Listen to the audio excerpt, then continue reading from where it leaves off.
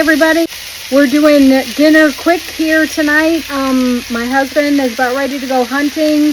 Needed something really quick, so I am doing some garlic parmesan chicken, and I butterflied it, put it on the griddle. Super easy, super quick to do.